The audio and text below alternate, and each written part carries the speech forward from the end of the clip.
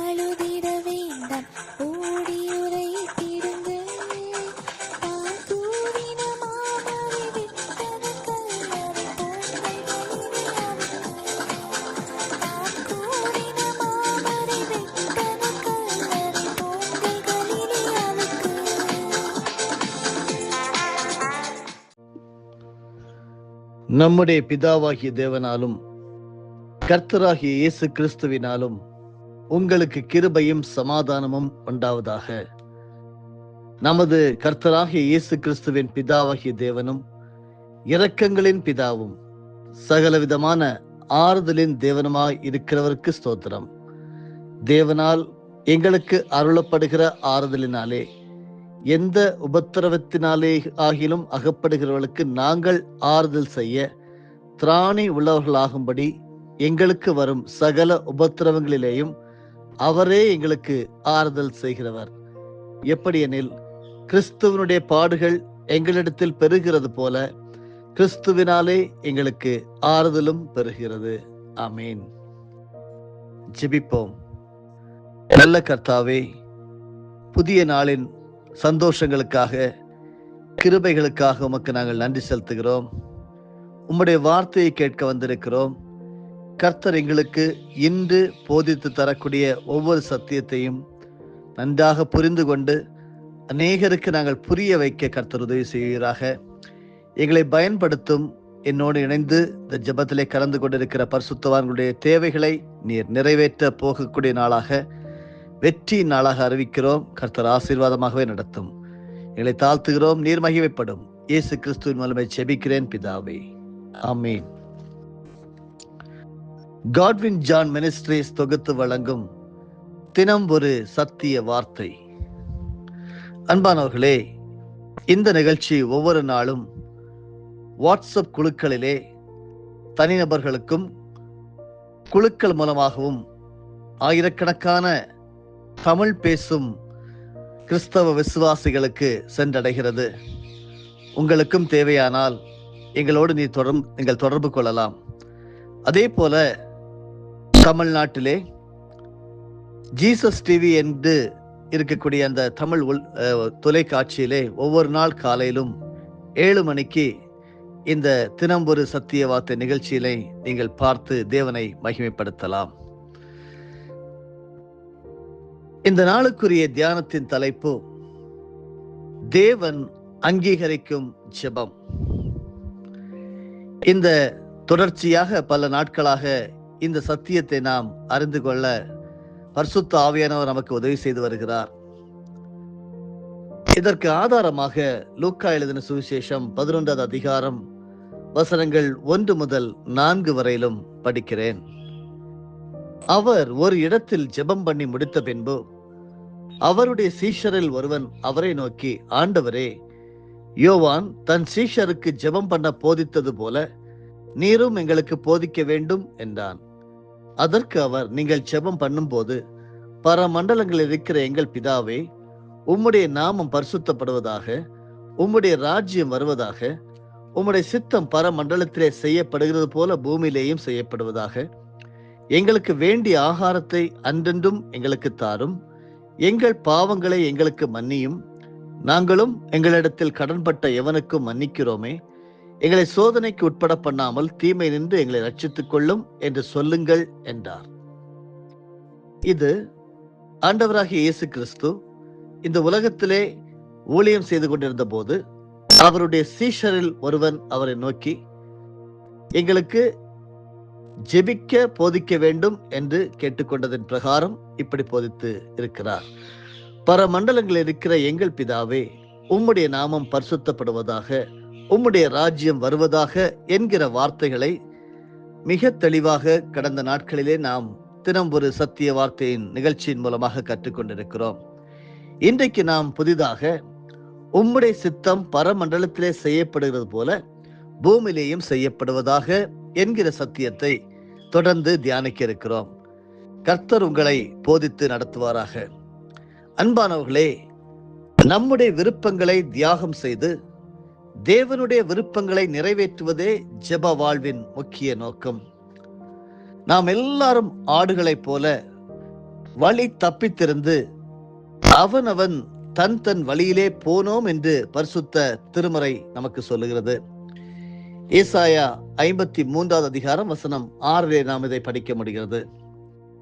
அவனவன் தன் தன் வழியிலே போக ஆரம்பித்ததின் விளைவுதான் இன்று நாம் காணும் சமுதாய சீர்கேடுகள், உடைந்த குடும்பங்கள், சீர்கெட்ட உறவுகள், பிரிவினைகள், கலவரங்கள், மனநிலை கோளாறுகள், தற்கொலைகள், கொலைகள், குழப்பம் நிறைந்த சமூக நிலை ஆகியவைகளை நாம் காண முடிகிறது.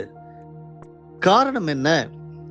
ஒவ்வொருவருக்கும் ஒவ்வொரு வழி, ஒவ்வொருவருக்கும் ஒவ்வொரு விருப்பம். ஒருவர் வழிக்கு இன்னொருவர் வழி குறுக்காக வருகிறது.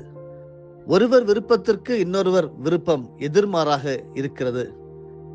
கணவனுடைய வழி வேறு, மனைவியின் வழி வேறு. விளைவு, குடும்பம் உடைகின்றது. தகப்பனது விருப்பம் ஒன்று, மகனது விருப்பம் வேறொன்று. விளைவு, பிரிவினை என்னும் நோய். எங்குமே ஒற்றுமை இல்லை. ஒவ்வொருவரும் தங்களுடைய சுய விருப்பம் நிறைவேறுவதையே நோக்கமாக கொண்டுள்ளனர். ஒவ்வொருவருடைய இருதயமும் வேறு வேறு விதமாக இருக்கின்றன. வேறுபட்ட கருத்துக்கள், வேறுபட்ட ஆசைகள், ஒருமித்த உணர்வு இல்லை. ஒற்றுமையான நிலையும் இல்லை. முதல் மனிதனான ஆதாம் தேவனுடைய விருப்பத்தின்படி ஏதேன் தோட்டத்தில் இருந்தான், சுகமாக வாழ்ந்தான். தனக்கென்று தனியான விருப்பத்தோடு செயல்படாததால் சமாதானமாக இருந்தான்.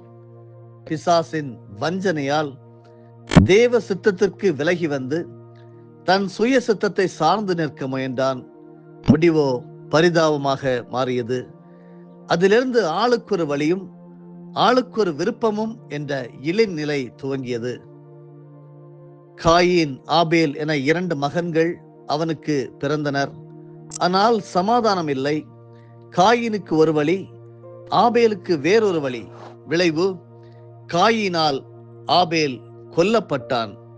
அதைத் தொடர்ந்து கொலையும் விரோதமும் குழப்பமும் பொறாமையும் வஞ்சகமும் வெறியும் பழி வாங்குதலும் பெருகத் துவங்கின. இவை யாவற்றுக்கும் முக்கியமான காரணம் ஒருவருடைய விருப்பத்திற்கு எதிர்மாறாக இன்னொருவருடைய விருப்பம் இருப்பதேயாகும். நாட்டுக்கு நாடு யுத்தம் ஏன்? இரு நாடுகளுக்கிடையில் ஒரே கொள்கை இல்லை. ஒரு நாட்டின் கொள்கை இன்னொரு நாட்டின் கொள்கையில் குறுக்கிடுகிறது. எனவே யுத்தம் உருவாகிறது. குடும்பங்களில் கொந்தளிப்பு ஏன்? இதுவே காரணம். இந்த நிலையில் இதற்கு தீர்வு என்ன?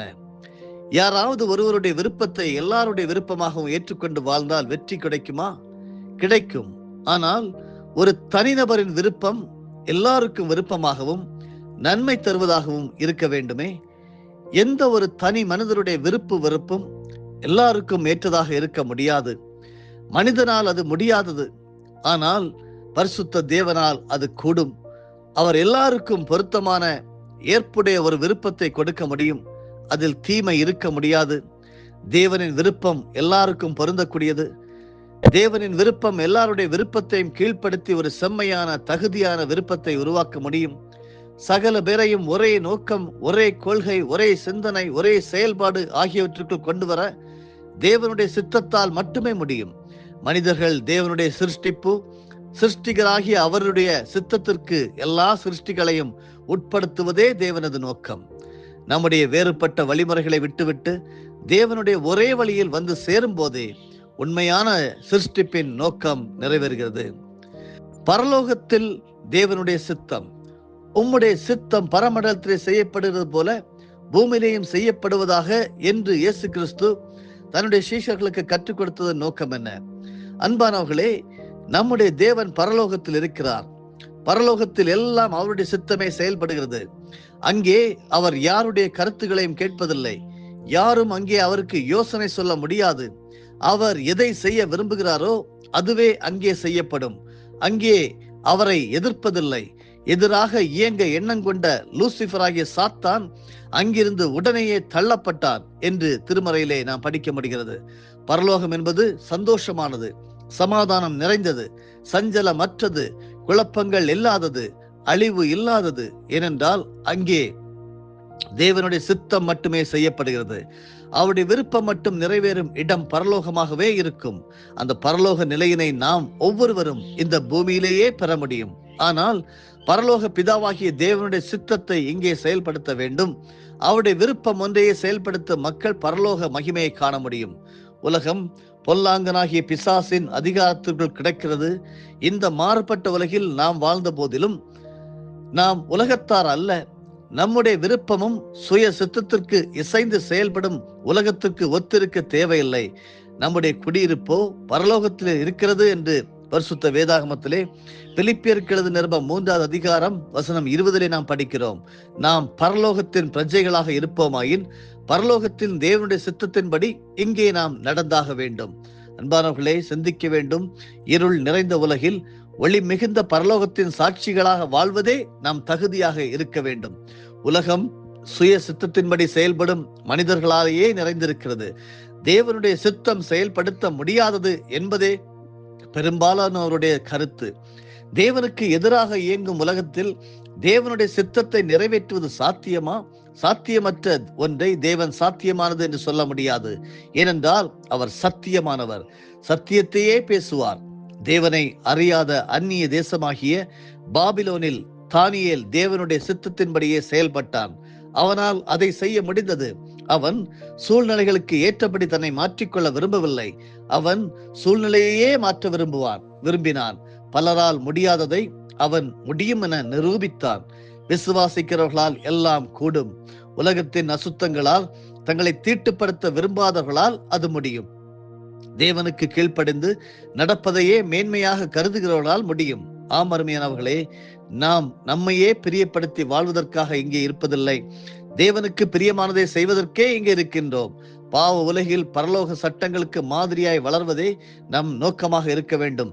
இருள் நிறைந்த உலகில் ஒளி மிகுந்த பரலோகத்தின் சாட்சிகளாக வாழ்வதே நாம் தகுதியாக இருக்க வேண்டும்.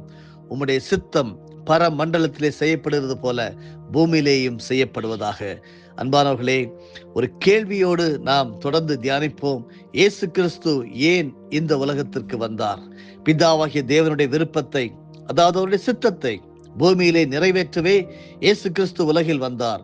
பாவம் நிறைந்த மனிதர்களுக்கும் பரிசுத்தமான தேவனுக்கும் இடையில் நின்று அவருடைய நோக்கத்தை செயல்படுத்தவே மண்ணுலகில் பிறந்தார். இயேசு கிறிஸ்து ஒரே ஒரு காரியத்தை தான் இந்த உலகத்திலே செய்தார். பிதாவின் சித்தத்தை செய்தல் என்பதே அந்த ஒரே காரியம். பிதா எதை செய்ய விரும்புகிறாரோ அதை மட்டுமே அவர் செய்தார். பிதா எதை செய்யும்படி அவருக்கு காண்பித்தாரோ அதை மட்டுமே அவர் செய்தார் என்று யோவான் எழுதின சுவிசேஷம் 5வது அதிகாரம் வசனம் 19 நமக்கு ஆதாரம் உள்ளது. இயேசு கிறிஸ்து பாவமற்றவர், பழுதற்றவர், சத்தியமானவர். அவருக்கும் சுய சித்தம் உண்டு. அது தவறாக இருக்க முடியாது. ஆனாலும் அவர் தம் சித்தப்படி அல்லாமல் தேவனுடைய விருப்பம் ஒன்றையே செய்வதில் மிக மிக கவனமாக இருந்தார். பிரியமானவர்களே, சுமார் 30 வயது உள்ளவர் ஆன போது இயேசு தம்முடைய பிதாவின் ஊழியத்தை செய்ய புறப்பட்டார். ஆனால் அந்த ஊழியத்தை அவர் தமக்கு விருப்பமான வழியில் செய்யக்கூடாது. ஊழியம் செய்வது மட்டுமன்றி பிதா சொல்லுகிற பிரகாரமாகவே அதை செய்ய வேண்டும். அதாவது பரலோகத்தின் பிதாவாகிய தேவனுடைய விருப்பப்படியே நிறைவேற்றப்படுகிறது. அதுபோலவே பூமியிலும் இயேசுவின் மூலமாக பிதாவின் விருப்பம் அப்படியே நிறைவேற்றப்பட வேண்டும். அதுவே அவருடைய ஊழியத்தின் விசேஷ அம்சமாகவும். இதற்காகவே அவர் யோர்தான் நதியோரம் வந்தார். யோர்தான் நதியில் யோவான் ஸ்நானனிடம் ஞானஸ்நானம் பெற வந்தார். ஆனால் யோவான் கொடுத்த ஞானஸ்நானம் பாவ மன்னிப்புக்குரியது. அது மனம் திரும்புதலோடு சம்பந்தப்பட்டது. பாவிகளுக்கே அது தேவையாக இருந்தது. ஆனால் இயேசு பாவி அல்ல. அவர் பாவம் செய்தவர் அல்ல. அவர் பாவத்தினால் கரைபடாதவர். அப்படி இருக்க பாவ மன்னிப்பு அவருக்கு தேவையில்லையே. மனம் திரும்பும்படி அவர் ஏற்கனவே பாவம் செய்ததில்லையே. பின்பு ஏன் ஞானஸ்தானத்திற்கு சென்றார்? தொடர்ந்து நாளை தினத்திலும் அன்பானவர்களே, இயேசு கிறிஸ்து ஏன் இந்த உலகத்திற்கு வந்தார்? இந்த கேள்விகளோடு உம்முடைய சித்தம் பரமண்டலத்திலே செய்யப்படுவது போல பூமியிலும் செய்யப்படுவதாக என்கிற சத்தியத்தை ஆவியானவர் நமக்கு கற்றுத் தருவாராக. அதுவரையிலும் தேவ பிரசன்னம் உங்களை ஆளக்கடவது. ஆமேன். செபிப்போமா. பரமண்டலங்களில் இருக்கிற எங்கள் பிதாவே, உம்முடைய நாமம் பரிசுத்தப்படுவதாக, உம்முடைய ராஜ்யம் வருவதாக, உம்முடைய சித்தம் பரலோகத்திலே செய்யப்படுவது போல பூமியிலே செய்யப்படுவதாக என்று இப்பொழுது என்னோடு இணைந்து உம்மோடு ஜெபித்துக் கொண்டிருக்கின்ற ஒவ்வொரு பரிசுத்தவான்களுடைய இருதயத்திலும் கர்த்தர் பேசிக் கொண்டிருப்பதற்காக ஸ்தோத்திரம். எப்படி உத்தமமாக நீர் விரும்புகின்ற ஜெபத்தை நாங்கள் செய்ய வேண்டும், அதன் ஆழமான கருத்துக்களை நாங்கள் உச்சரித்து அறிந்து உம்முடைய அறிவிலே வளர கர்த்தர் எங்கள் ஒவ்வொருவருக்கும் தயவு செய்ய வேண்டும். என்னோடு இன்றைக்கு ஆண்டவரே இணைந்து ஜெபித்துக் கொண்டிருக்கிற ஒவ்வொரு பரிசுத்தவான்களை பலப்படுத்த வேண்டும், பாதுகாக்க வேண்டும். இந்த நாள் ஆசீர்வாதமான நாளாக ஒவ்வொருவருக்கும் அமைய வேண்டும் என்று சொல்லி ஜெபிக்கிறோம். கர்த்தர் அப்படி நிறைவேற்றி தருகிற தயவிற்காக ஸ்தோத்திரம். இயேசு கிறிஸ்துவின் மூலமே ஜெபிக்கிறேன் பிதாவே. ஆமேன். என் ஆத்துமாவே கர்த்தரை ஸ்தோத்தரி, என் முழு உள்ளமே அவருடைய பரிசுத்த நாமத்தை ஸ்தோத்தரி. என் ஆத்துமாவே கர்த்தரை ஸ்தோத்தரி, கர்த்தர் செய்த சகல உபகாரங்களையும் மறவாதே. ஆமேன்.